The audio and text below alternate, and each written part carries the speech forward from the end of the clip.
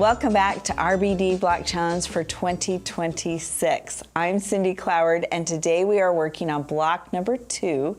It's called Spin Around by Amy Smart. Now, this block challenge is all about skill building, and you're going to really love this block, how it comes together so easily. Amy's done a beautiful job designing this block. So let's take a look what it looks like in our confetti cotton solids. And then let's take a look what it looks like in our batiks. A slight variation. Very pretty and bright though, right? We love this block. So let's get started. And like always in our challenge, the pattern is a free download on the Riley Blake Designs website. Again, it's called Spin Around, and we're gonna get started. I've already cut out my pieces, and they're on the design board. So much fewer pieces this time around from Lori Holt's block. And this, like I said, you're gonna love making this block. I thought it was so much fun. We're gonna start with the A rectangles, and then we're gonna grab our C squares. And you can mark corner to corner. Now, if you have a Seam So Easy guide, you can skip this step. But if you're new to quilting, I think it's a good idea to have this step. Now, this is gonna be your sew line, and you're gonna sew from corner to corner this direction. Now, you can sew all together. We're gonna chain piece together, so you're gonna chain all these together. I'm only marking that one. So 1, 2, 3, 4. But if you want to move ahead, grab your D rectangles and chain piece these all together as well. You are still going to use the C square, so it'll be the same as the other block, right on top. And I do like to chain pieces together or not. And one more. Here we go. So we got those 4 and these 4. If you want to pin that on, go ahead, pin it on. If you want to do a temporary heat adhesive, you can press it. But I'm just going to line these up, and I think I'm good to go. So I'm going to start with my marked square. Again, we're going this direction, and this is your stitch line. So you can go a skosh to the side of the stitch line, or just barely to the outside, but don't go in the inside or it's gonna make your rectangle short.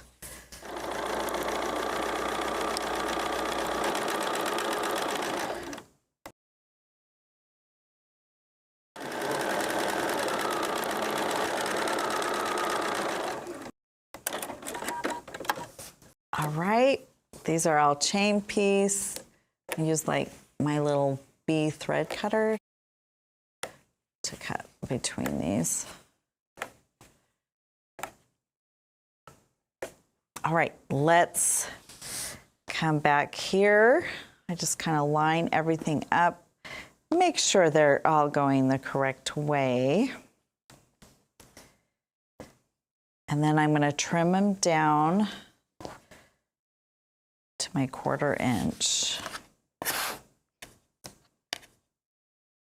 with my 1/4 inch plus ruler.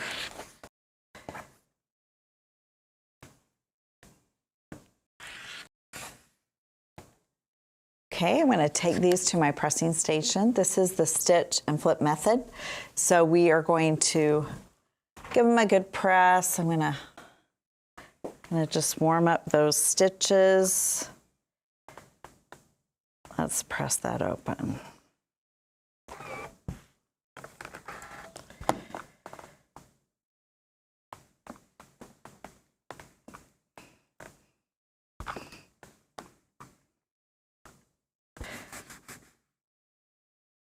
All right, let's bring these back. And now these blue get the yellow on the bottom, and these yellow get another creamy solid. So if this is going to mix you up, again, just draw that corner to corner to keep you, so you're sewing the right way. What you want is this is going to run parallel. So when the stitch and flip method, you flip that open and you're going to have this shape right here, and these seams are going to run parallel. So if that's confusing, again, if you're new to quilting, sometimes it's just easier to mark it and take a little more time. If you're a veteran quilter, use the Seam So Easy guide, and that will take you no time at all. So I'm going to line these up here. There we go. Okay, let's take it to the machine and sew.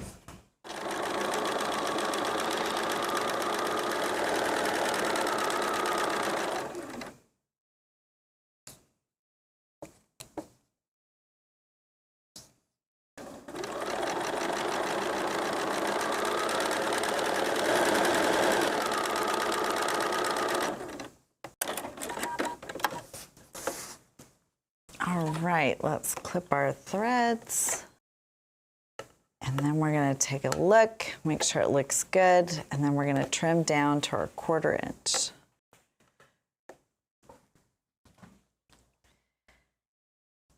Okay, let's move that over here. Okay, let's take a look. Looking good. Let's trim them all down.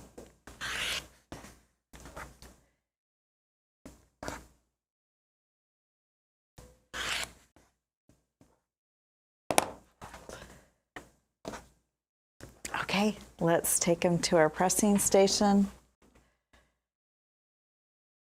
I'll do them in those groups.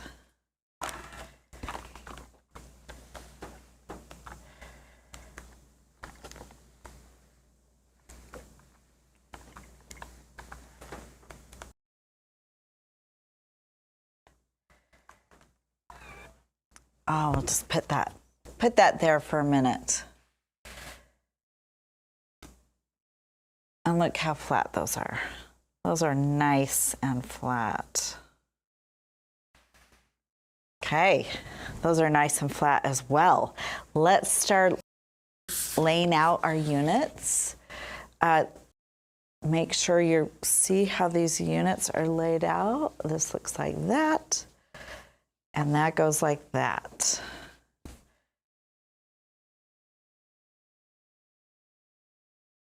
And just make sure that's check, check, and recheck, right?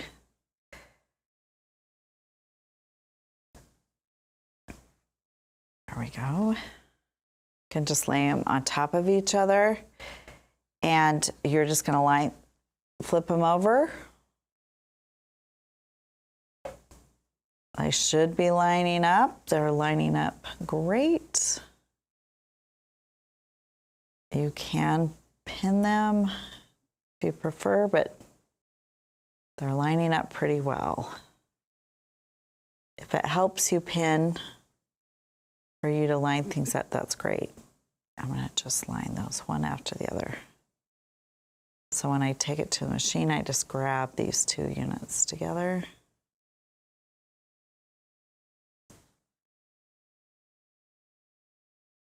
Okay, let's take it to the machine and sew.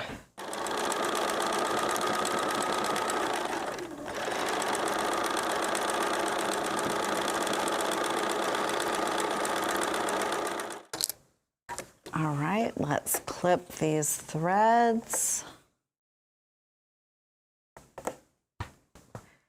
Open them up, take a look. And what we want to see is this kind of continuous line. That's looking great. Yeah, that looks excellent. Very good. Okay, I'm going to just give them a quick press. And I'm going to press them to the blue side, the seam to the blue side.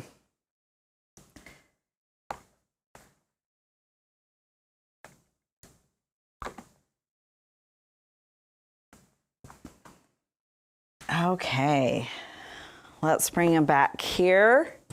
And they should measure 5.5 inches square. What we want to be looking at this point, and you might want to grab your rotating mat, is, do you see that tip right there? We want 1/4 inch from the tip. So if you have one of these 5.5 inch Q-cut rulers, you're gonna put that center seam right there. Do you see that? We're gonna put that center seam here, and that 1/4 inch, we don't want that tip to go into the seam allowance. So that 1/4 inch, and it's looking good. So anything outside of that, we're going to consider trimming. But again, this line corner to corner, and I'm looking all around, there's just a few threads. So I'm checking and just make sure everything's lined up. And I don't think I'm gonna trim. I think that looks really pretty good.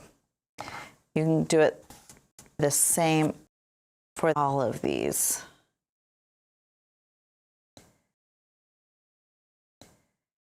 Inch. There's just a tiny little trim down here, hardly worth mentioning. I'll lay that there.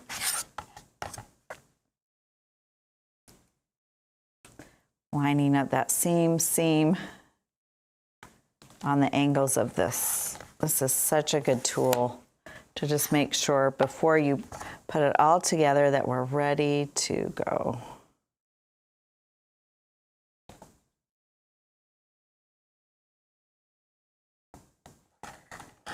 Okay, now it's like a big 4 patch, right? We've got all these units, and just look how the layout goes. They like flip and turn different directions, creating that beautiful pattern within the pattern. Isn't that fun, how that's coming together? Now let's flip this over here. Now let's flip this over here. We're going to sew down this side. Now, these seams, because we press to the blue, they click in place. So if you want to make sure they don't move, you can pin here, and then you can pin on top. And then if anyone's a little bit short, you just pull it when you're stitching. Same for here. On top, those are going to click into place. So I'm going to pin here. And it's lining up well in the bottom, so I'm just going to pin at the top.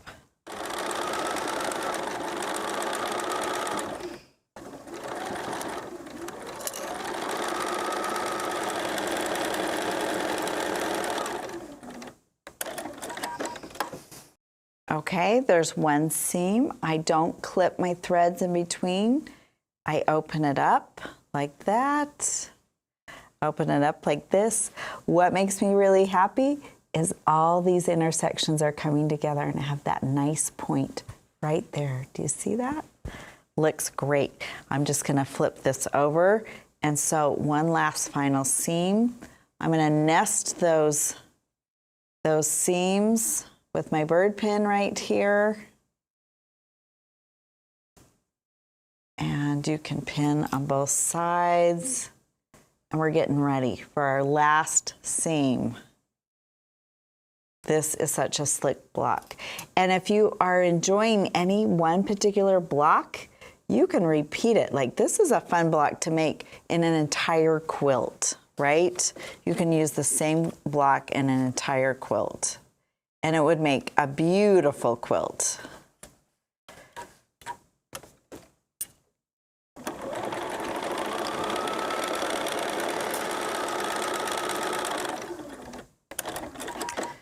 All right, that's our final seam. I'm going to take it over to the pressing station, and I'm going to give it a little outside spritz before I open it up. The big reveal Okay, let's open it up. Look how pretty that is. That all the points are coming together.